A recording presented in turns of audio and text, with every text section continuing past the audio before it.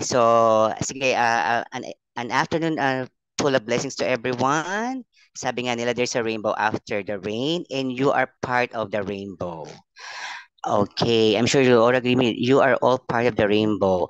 Now, so as part of the rainbow, whatever color you are wearing now in your hearts, with God's grace, just go for it.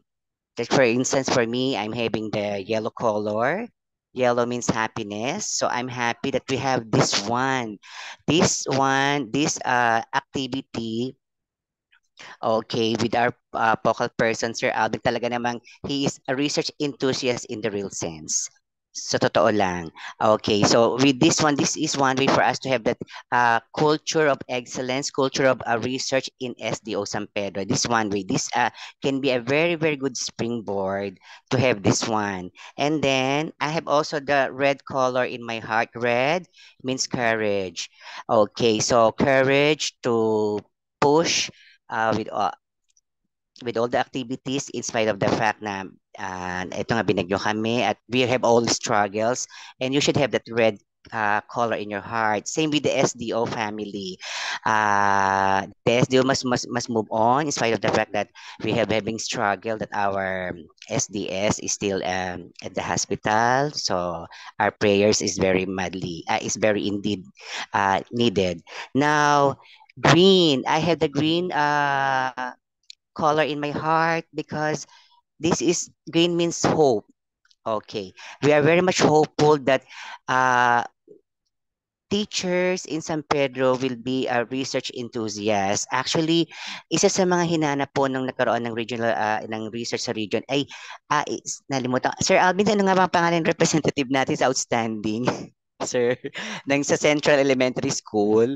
Oo, actually, ay, ito yon sa ang hinahanap sa nila Sir dapat. Henry Royo po, sir. Ayun, thank you so much, Sir Henry. Ito kasi, etong paghuhugutan ko ha, kasi Sir Henry hinanapan, maganda yung research niya, pero ang research niya is school-based lang. So this heart, ito ang harmonizing educational research, okay, can be our springboard na hindi lang dapat maging school-based ang ating research.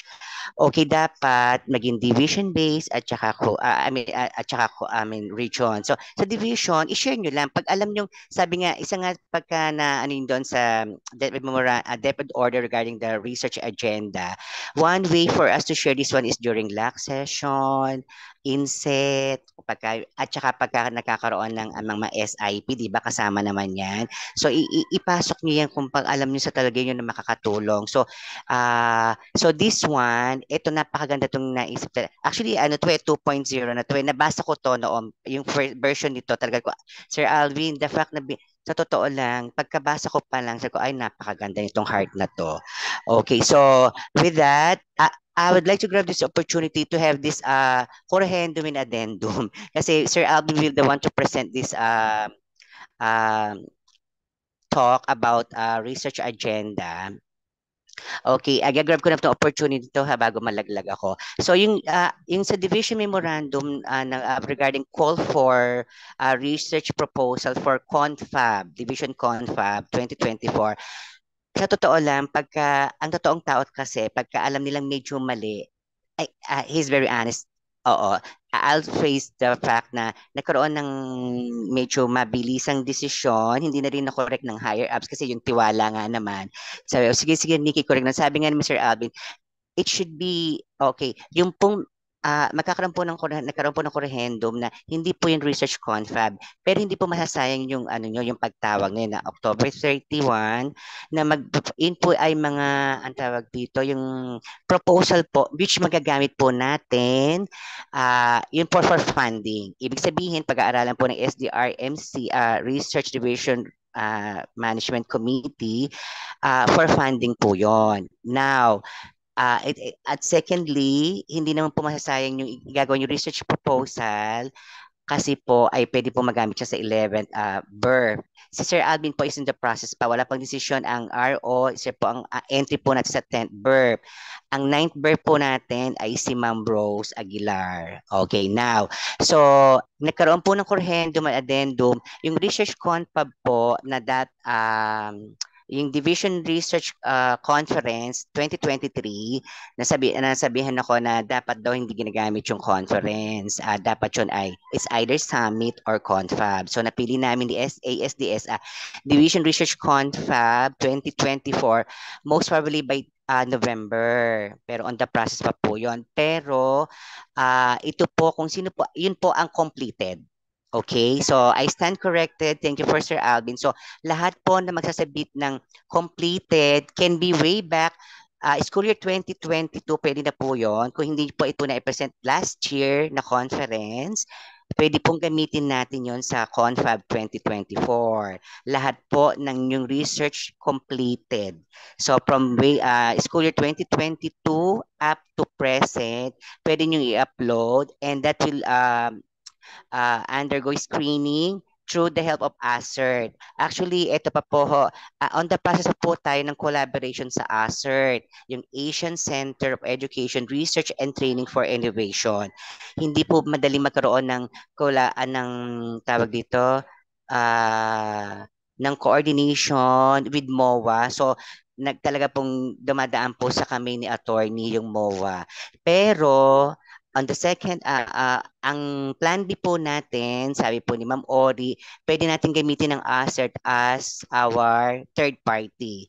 So more or less, with guys, kung matutuloy po, collaborated po tayo sa ASERT kapag nakuha natin, kapag nag-push through ang ating Division Research Confab by November, so sila po yung makakatulong natin mag-screen. So again, completed research po ang ipapasa doon.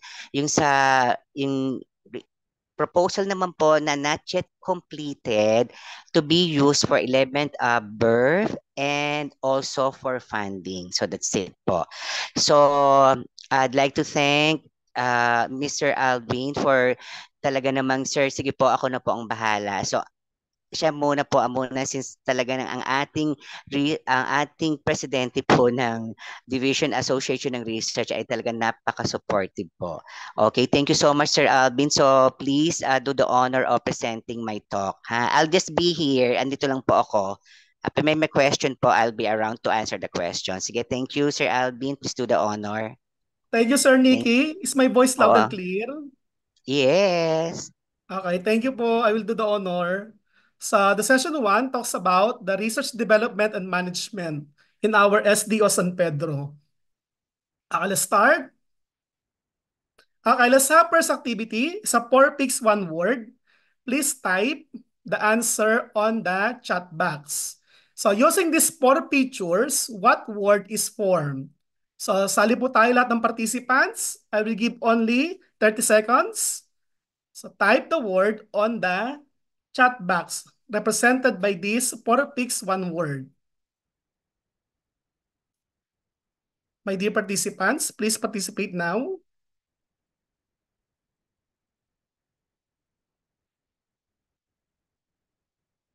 Sabi ni Ma'am Lizelle, brainstorming. Other answer? Sabi ni Ma'am Veronica, expert. Search. Ma'am Maylene. Ma'am Sarlita, achieve. Ma'am Rona, spark. Ma'am Isabel, innovation. Okay, so let's see. So this picture represent expert, correct. Okay, second one. What word represented by these 4 pictures? You may type your answer on the chat box. So search, innovators. Apply. Apply. Sabi Ma'am Donna. Other answers? Apply, apply, apply. Apply. Application, innovations, apply. Let's see. So the word is apply. Correct. Next word. How about these 4 pictures? What word is represented by these pictures? Type your answer on the chat box. Think, curiosity, inquire. Question, think, thinking, inquire, ideas. Thinking. Okay, curious. Let's see. So the word is reason. Ayan. Okay, next word. How about this one? What word is represented by these four pictures? Type your answer on the chat box. Search, products, select, decision. Oy, research, search, marketing, choose, compute, problem, inspect, search. Okay, let's see. What is this word? The word is product. Okay, next. How about this four pics? What word is associated with these pictures? Type your answer on the chat box.